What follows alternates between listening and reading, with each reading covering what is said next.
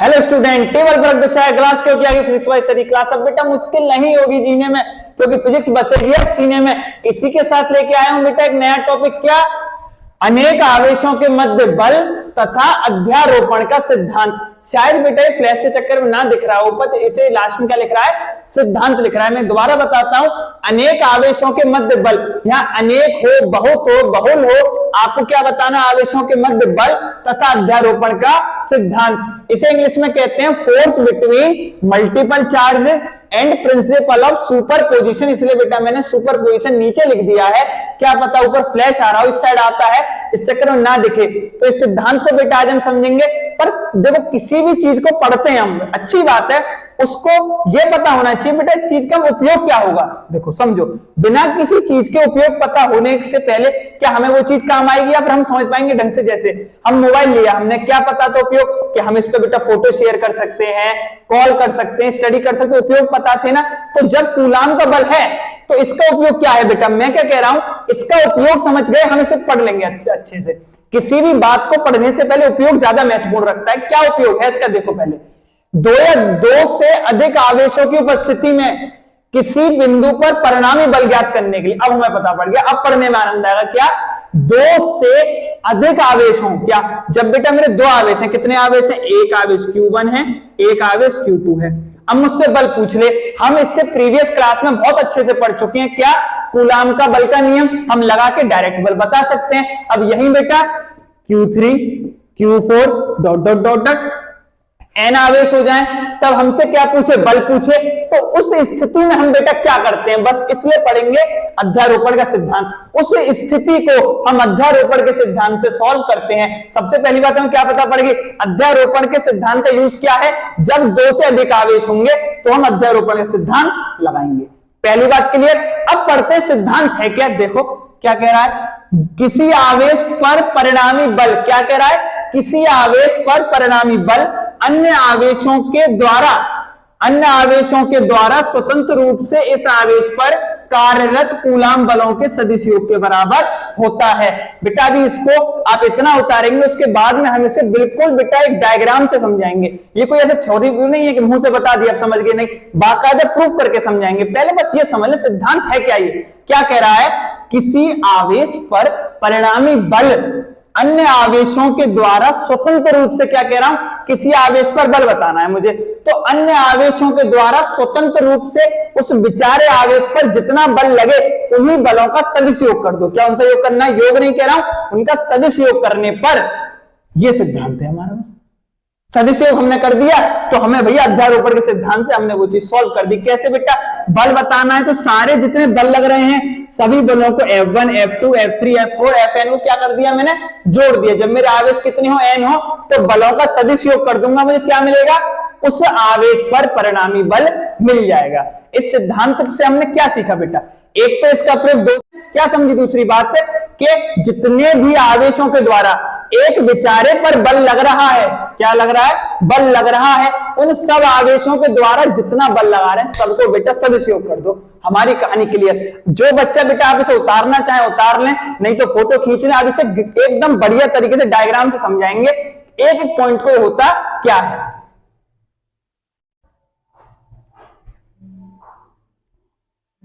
तो अभी तक हमने आपको क्या समझा दिया था बेटा? अनेक आवेशों पर बल और अध्यारोपण का सिद्धांत। देखो एक बार हम अब तक हमने कैसे समझा था बेटा? थ्योरेटिकली समझा था। थ्योरेटिकली का मतलब कैसे समझ लिया था? दो से ज्यादा आवेश हो और किसी बिंदु आवेश पर बल बताना हो तो हमने समझ लिया था। और कैसे पता पड़ा था? जब अनेक आवेश हो तो बल किसी एक आवेश पर बल बताना है तो हमने क्या बताया था? उन सभी आवेशों के द्वारा जो उस आवेश पर बल लग रहा है उसका सदिश योग कर दो। कैसा योग कर दो? सदिश योग। अब इस बात को बेटा जब तक हम प्रैक्टिकली नहीं समझेंगे, जब तक डायग्राम से पेपर में होना है नहीं। अगर थ्योरेटिकल आता है तो आप एक आध नंबर का कर ही आओगे, और न्यूमेरिकल आएगा तो वो बिना इसकी मदद के नहीं होगा।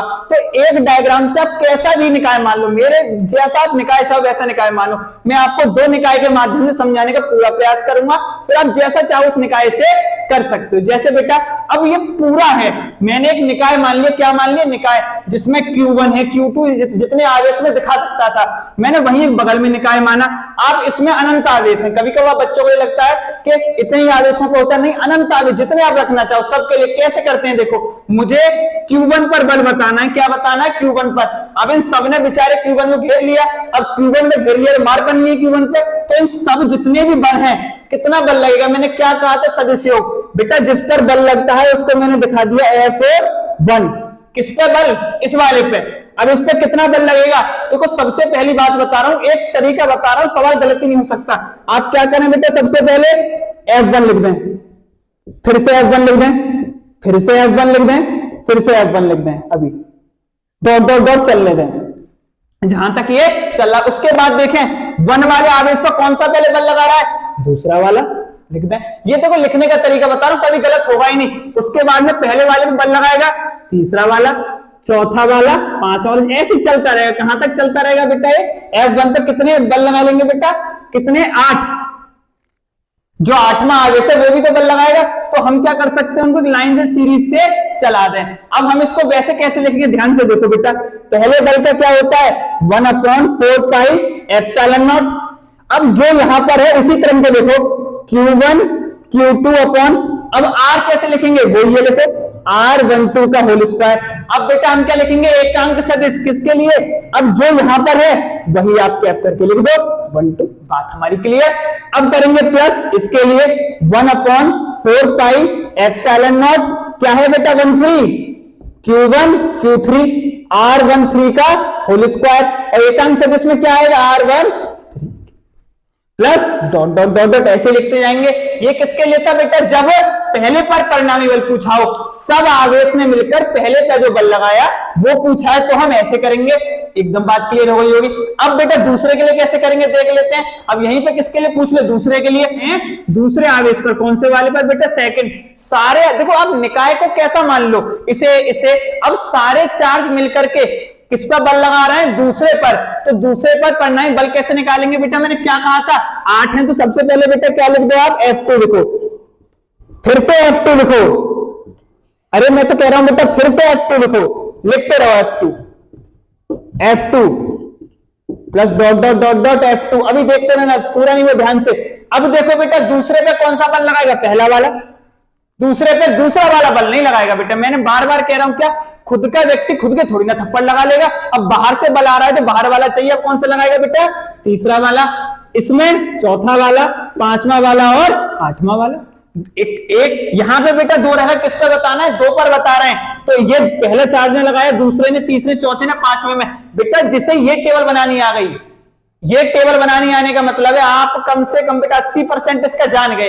जिसको टेबल बनानी नहीं है, जिस पर लगता है वो पहले आता है, जो लगा रहा है उसे बाद में लिखो, लगने वाला पहले, लगाने वाला बाद में। अब सबसे इसको कैसे करेंगे बेटा, 1/4 पाई एप्सिलॉन नॉट, इसको देख लो बस, Q2 Q1 R21 का होल स्क्वायर। एकांक सदिश क्या आएगा, R कैप 2 1, एकांक सदिश मैंने लिख दिया, प्लस अब देखो इसे देखो 1/4 pi epsilon not Q2 Q3, यही वाला सेम पैटर्न उतारना बेटा, सेम R23 का होल स्क्वायर। अब सदिश हो गया तो एकांक सदिश का फॉर्म में किसको दे रहा हूं बेटा, यहां 2 3 कर दो, डॉट डॉट डॉट डॉट ऐसे लिखते जाएंगे। हमने 1 के लिए समझ लिया, 2 के लिए, अब किसके लिए, 3 के लिए। बेटा अगर एक सटीकता से समझा जाए तो कठिन नहीं है बात। कैसे करेंगे, अब देखो, अब 3 के लिए चाहिए, पहले मैं इसे मिटा देता हूं, इसे भी पूरा मिटा दो। देखो दोबारा बनाएंगे हम, दोबारा वही देखो, हम अपना वाले पैटर्न यूज करेंगे, हमें नहीं मतलब बेटा किसी से। सबसे पहले 3 पर बता रहे हैं, 3 3 कर दो बेटा, 3 3 3 5 मत करो, 3 3 कर दो।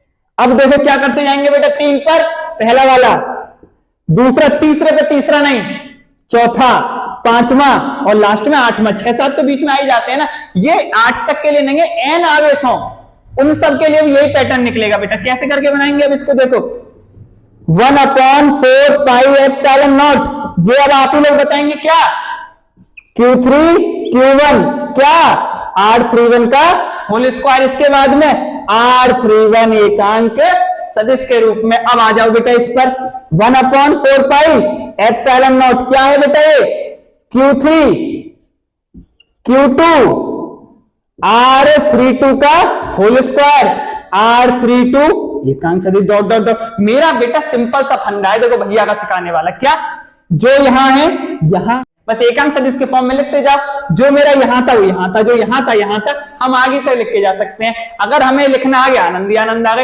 एक मैं चौथे के लिए और लिख के दिखा रहा हूं, और आप घर पे जब HW करो तो आप n तक के लिए लिख के दिखाना बेटा, पूरा पैटर्न से क्लियर हो जाएगा आपका, कोई समस्या नहीं है। अब किसके लिए चाहिए बेटा हमें, फोर्थ के लिए। किसके लिए कर रहे हैं, फोर्थ के लिए। तो यहां मैं क्या कर दूं, F4 करो बराबर F4 कर दो। ये तो कहानी चले रहेंगे, ये तो भैया का बेटा एकदम मंत्र की तरह लिख लो इसे तो याद। और पेपर में 100% है बेटा, नेका इससे आएगा आपको। और पेपर से मतलब नहीं आगे जाके आपको कंपटीशन एग्जाम देने, यही थोड़ी नहीं है कि पेपर के लिए पढ़ना है। अब पेपर के लिए पढ़ के चलेंगे तो कंपटीशन कैसे क्रैक करेंगे, कंपटीशन देना है तो बेटा पेपर से अपर लेवल का पढ़ना पड़ेगा। पढ़ने का लक्ष्य सिर्फ पेपर नहीं होना चाहिए कि पेपर में अच्छे नंबर आ जाए बाद में भूल जाए, ऐसा कुछ नहीं, एग्जाम में तो क्लियर करना है बेटा हमें। अब चौथे पर पहला लगाएगा, दूसरा लगाएगा, तीसरा, चौथे पर चौथा नहीं, पांचवा, यहां पे बेटा क्या कर लो आप, 8 में भी 6-7 तो बीच में आ जाते हैं ना।